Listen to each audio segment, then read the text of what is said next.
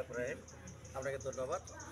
আমরা মানে এই শিবগঞ্জ থানার ধাওয়াগিরি উচ্চ বিদ্যালয়ের অভিভাবক সদস্য। বিগত দিন থেকে 1999 সাল থেকে এই স্কুল স্থাপিত, সেখান থেকে এ পর্যন্ত ওনার যে স্টাফ আছে, তাদের যে শিক্ষকরা আছে, সে থেকে এ পর্যন্ত তাদেরকে একজনকে বিল বেতন করে দেয়নি। উনি সহ 5 জনকে বিল বেতন করছে।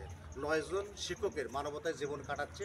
তাদের যদি বিল বেতন করতে চায়, উনি বিভিন্ন দপ্তরে গিয়ে হয়রানি করে এবং মিথ্যা অভিযোগ হচ্ছে দেয়।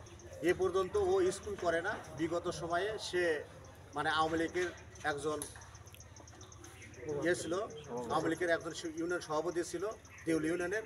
ওখান থেকে আওয়ামী লীগের সময় সে ভোটও করতো, ভোট পেয়েছে। ইউনিয়ন আওয়ামী লীগের থেকে ভোট করে চূড়ান্ত ভোট যখন হয়েছে উপজেলায় ইউনিয়ন পরিষদে, তখন উনি খালি 70টা ভোট পেয়েছে ইউনিয়নে। এ পর্যন্ত উনি আমাদের অত্র এলাকার চতুর্থ শ্রেণীর কর্মচারী থেকে এবং বিভিন্ন পেশাজীবী লোকজন এবং যারা শিক্ষক আছে তাদের থেকে প্রায় কোটি টাকার ঊর্ধ্বে উনি নিয়ে এখন পলাতক আছেন। উনি স্কুলে আসেন না। উনি 5ই আগস্টের আগে থেকে ওনার উপরে অনেকভাবে মামলা মোকদ্দমা করা হয়েছে। টাকা পয়সা পাই কিংবা চাকরি দিচ্ছে না, এই বিভিন্ন বিষয়ে আমরা মামলা মোকদ্দমা করা হয়েছে, কিন্তু কোথাও যায় আমরা কোনো প্রতিকার পাইনি।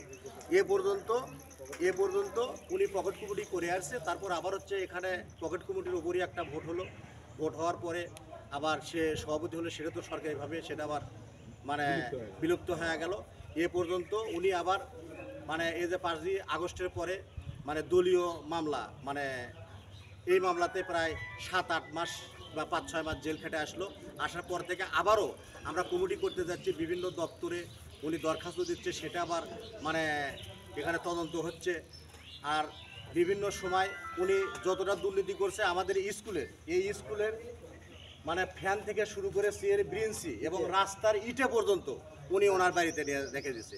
এই স্কুলের যে শিক্ষকরা যে নাম প্রেজেন্ট করবে, সে নাম প্রেজেন্টের খাতা পর্যন্ত উনি স্কুলে রাখেন না। আসলে যেমনটি শুনলেন, একজন প্রধান শিক্ষক তিনি কিন্তু এই বিদ্যালয়ে বিভিন্নভাবে প্রতারণা করছেন শিক্ষকদের সাথে, এবং তিনি তার নিজস্ব যে এমপিও সেটা সহ 4 জনের এমপিওভুক্ত করেছেন, এবং এই বিদ্যালয়টি দীর্ঘদিন যাবৎ এমপিও থাকা এবং যারা প্রতিষ্ঠা লগ্ন থেকে এই প্রতিষ্ঠানে চাকরি করছেন তাদের বেতন ভাতা না হয় তারা মানবতার জীবনযাপন করছিলেন, এমনটি জানাচ্ছিলেন এখানকার শিক্ষকরা এবং স্থানীয়রা। সর্বশেষ ছিল বগুড়া থেকে সাজু মিয়া।